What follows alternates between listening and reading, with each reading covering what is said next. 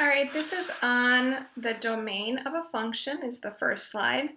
So if we have a function and we want to find its domain, there are a couple issues that come about. One is we would have a domain restriction if you have a fraction and there's a denominator of 0. The other one is if you have a square root, so a radical with a square root, you do not want to have a negative. So here is an example of this one. Let's say we have a function that is 1 over x minus 5. You would have a domain restriction when x is 5. So you'd say it's all reals except x cannot be 5. So if we had substituted 5 into that function, it would make it undefined.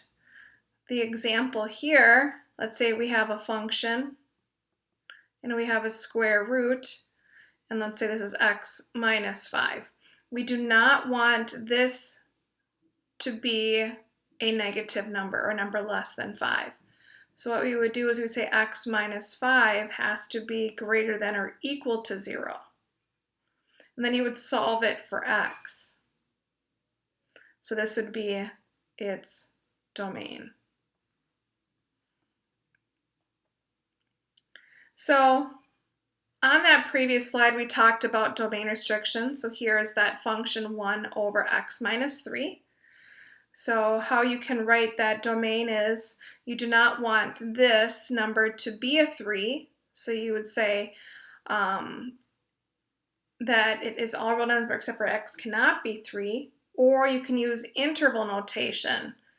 So remember, interval notation works off the x-axis. So if here's your x-axis, and this is 3, the domain restriction as set interval notation would start at negative infinity and then stop right before 3, or picks back up again right after 3 to infinity. So this is the other way you can write that interval notation for that domain. Here's an example where we have a radical, and the parent function for this square root function looks like this. So if I graph the square root function with a graphing calculator, this would be your f of x function. Your g of x function is a transformation right 3. So it's going to take this and shift it right 3. So this is the starting point, 3, 0.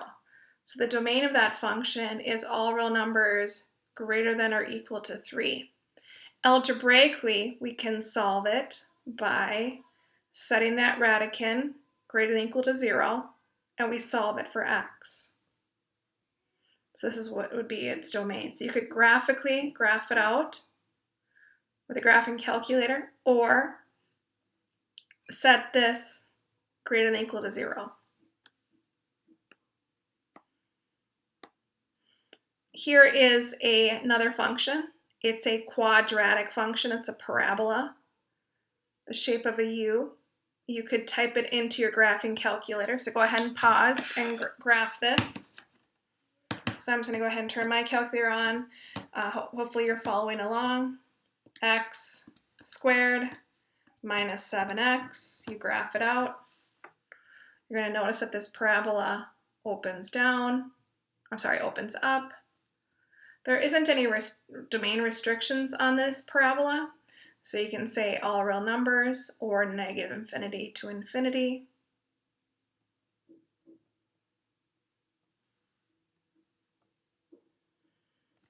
Here's another example, trying to find the domain of a function.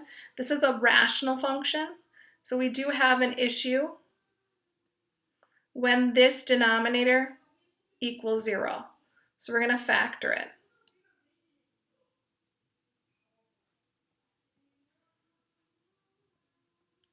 So the factors of negative 3 that add to negative 2 are negative 3 and positive 1. So there are two domain restrictions. You don't want x to be 3, and you don't want x to be negative 1. because those would cause the denominator to be 0. So you can say all reals except x cannot be -1 or 3, or as interval notation, it's -infinity to -1, or -1 to infinity, sorry, -1 to 3, or 3 to infinity. So that would be the way you'd write that as an interval notation for domain. Here's another example. You could graph it out if you wanted to, or set this radicand greater than or equal to 0, and you solve it for x. So we're going to subtract 12 from both sides, and then we're going to divide both sides by 3. Simplify it, and we get -4. If we typed it in our graphing calculator,